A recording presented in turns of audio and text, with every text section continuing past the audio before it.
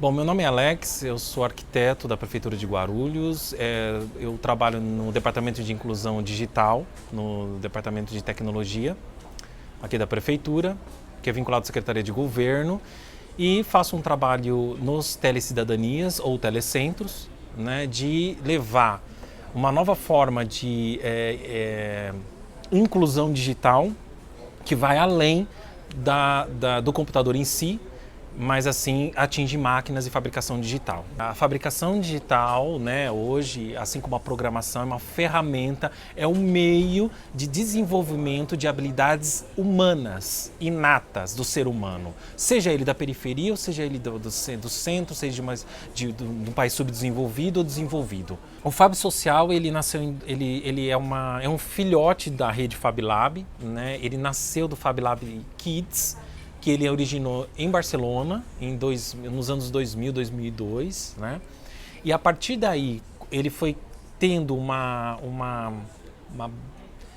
tropicalização, né? uma adaptação, uma antropofagia brasileira, que chegou no momento que a gente tinha que mudar o nome. O Fab Social, ele tem essa conotação, né? de uma adaptação à nossa realidade da periferia de Guarulhos. É uma parte da educação, né?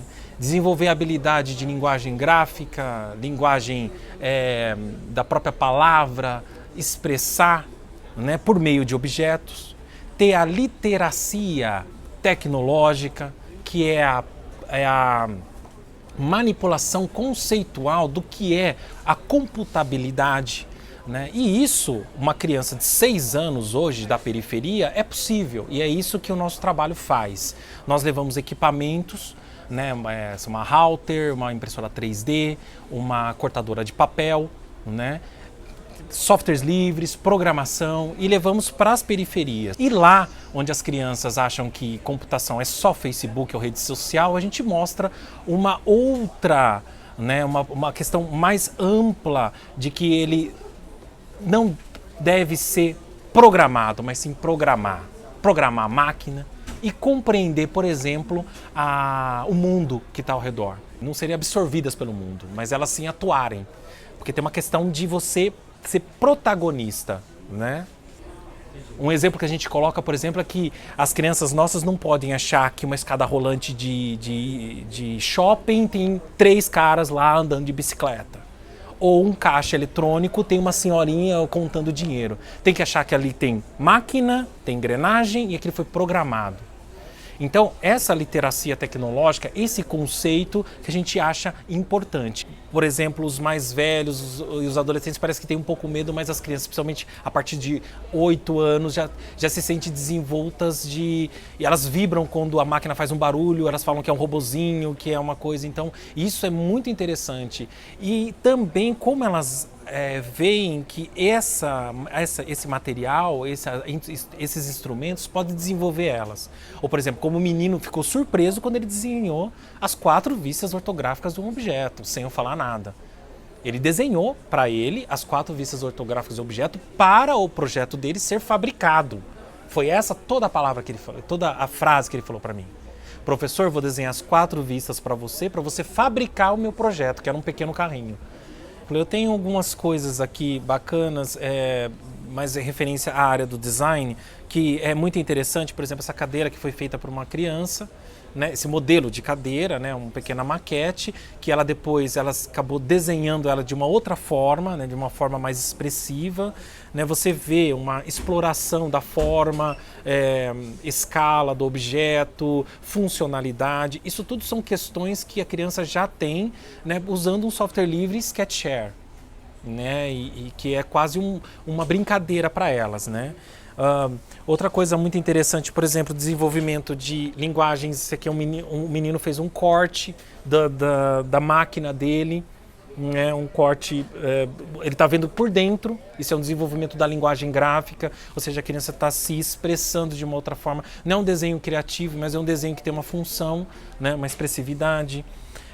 Esse quebra-cabeça foi de uma criança de 6 anos, que a gente trabalhou a questão da metodologia científica, né, bem simplificada, onde ela desenvolveu, ela elegeu um problema, que seria a poluição dos rios, e ela desenvolveu uma baleia uma história de uma baleia robô, que essa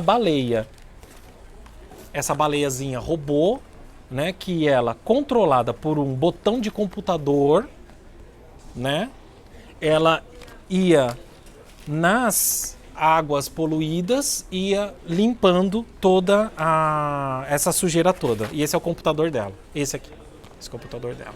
Então, com fabricação digital, a gente construiu as peças, tá vendo? A gente cortou as peças e ela encaixa o problema dela de uma forma que depois ela vê o problema dela em várias direções. Então você vê um princípio de utilização de metodologia científica. Para eu chegar a um projeto, a uma solução, eu tenho etapas, e essas são as etapas. E eu só posso conseguir isso com as crianças hoje utilizando a fabricação digital. Com uma cortadora de papel eu corto várias, eu faço isso com uma classe inteira. Então a fabricação digital vem o quê? Para facilitar e popularizar a instrumentação do professor. Esse é um projeto interessante que a gente fez em rede com 10 países latino-americanos, né?